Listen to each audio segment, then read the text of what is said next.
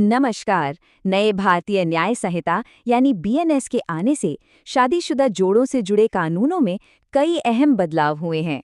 तो चलिए आज समझते हैं कि ये नए कानून क्या हैं और शादीशुदा जिंदगी पर इनका क्या असर पड़ सकता है। तो सबसे बड़ा सवाल यही उठता है कि बीएनएस यानी ये नए कानून शादीशुदा जिंदगी को कैसे अफेक्ट करते हैं। देखिए, इन कानूनों को समझना हम सब के लिए बहुत ज़रूरी है क्योंकि ये सीधे सीधे हमारे अधिकारों और जिम्मेदारियों से जुड़े हैं। तो चलिए एक एक करके इन्हें जानते हैं।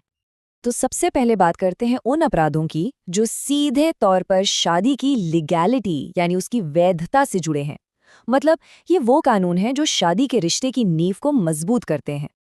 बीएनएस की धारा 79 ये है बहुविवाह, जिसे अंग्रेजी में बिगैमी कहते हैं। इसका मतलब बहुत सीधा है।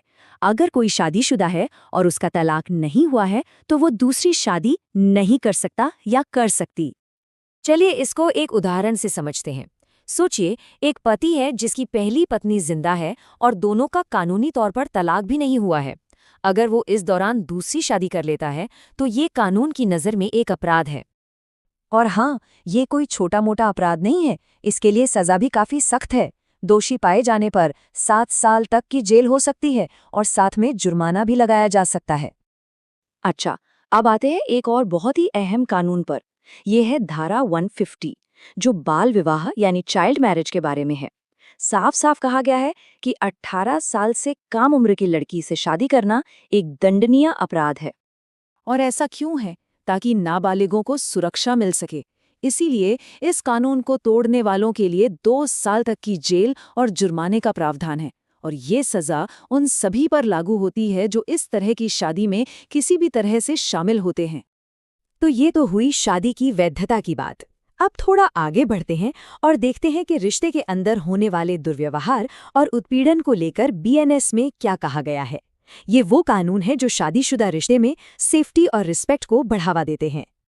इसमें सबसे पहले आती है धारा 356, जो दहेज उत्पीड़न यानी डाउरी हरासमेंट से जुड़ी है। ये एक बहुत ही गंभीर अपराध है। अगर शादी के बाद पति या उसके घर वाले दहेज की मांग करते हैं और इस वजह से पत्नी को परेशान करते हैं, तो वो इस कानून के दायरे में आते हैं। और ये परेशानी किसी भी तरह की हो सकती है, जैसे मान लीजिए शादी के बाद कार या पैसे के लिए पत्नी के साथ मारपीट करना। ये सिर्फ एक उदाहरण है, लेकिन किसी भी तरह की प्रताड़ना अपराध मानी जाएगी। दहेज हमारे समाज की एक बहुत बड़ी बुराई है और इससे निपटने के लिए कानून भी बहुत सख्त हैं। दहेज उत्पीड़न के मामले में दोषी को 7 साल तक की जेल और जुर्माना दोनों हो सकता है। अब बात करते हैं धारा 309 की। ये है गबन, या जिसे कहते हैं क्रिमिनल ब्रीच ऑफ ट्रस्ट। सुनने में थोड़ा टेक्निकल लगता है ना, पर इसका मतलब सीधा है। अगर पति या पत्नी एक दूसरे के भरोसे पे रखी किसी चीज को, जैसे कि जेवर या प्रॉपर्टी, बिना पूछे बेच दें या अपने कब्जे में ले लें, तो ये अपराध है। ये सिर्फ एक वित्तीय धोखाधड़ी नहीं है, ये रिश्ते में भरोसे को तोड़ना है। इसीलिए इसकी सजा भी काफी सख्त है। 10 साल तक की जेल हो सकती है। ये दिखाता है कि कानून शादी में फाइनेंशियल सिक्योरिटी को कितनी अहमियत देता है। अच्छा, एक और जरूरी धारा है 85, जो डिजर्शन यानी पत्नी और बच्चों को छोड़ देने के बारे में है। अगर कोई पति बिना किसी ठोस वजह के अपनी पत्नी और बच्चों को छोड़ के चला जाता है और उनका गुजारा भी नहीं चलाता, तो ये भी अब एक अपराध माना जाएगा। और इसकी सजा भी 3 हिस्सों में है। पहला, 1 साल तक की जेल हो सकती है। दूसरा, जुर्माना भी लगेगा। और तीसरा, जो सबसे जरूरी है, अदालत जितना भी भरण पोषण यानी मेंटेनेंस तय करेगी वो देना ही पड़ेगा। तो हमने देखा कि रिश्ते में दुर्व्यवहार से जुड़े कई गंभीर अपराध हैं, जैसे दहेज उत्पीड़न, भरोसे को तोड़ना यानी गबन, और पत्नी को छोड़ देना।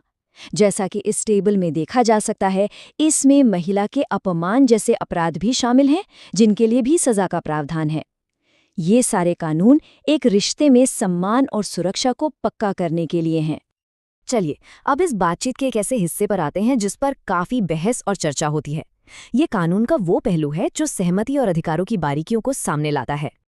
बीएनएस में धारा 140 बलात्कार यानी रेप को परिभाषित करती है।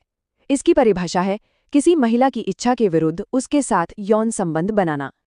लेकिन जब बात वैवाहिक बलात्कार की आती है तो बीएनएस एक बहुत ही साफ फर्क करता है। कानून के मुताबिक अगर पत्नी की उम्र 18 साल से ज्यादा है तो पति द्वारा जबरदस्ती बनाए गए यौन संबंध को इस धारा के तहत बलात्कार नहीं माना गया है।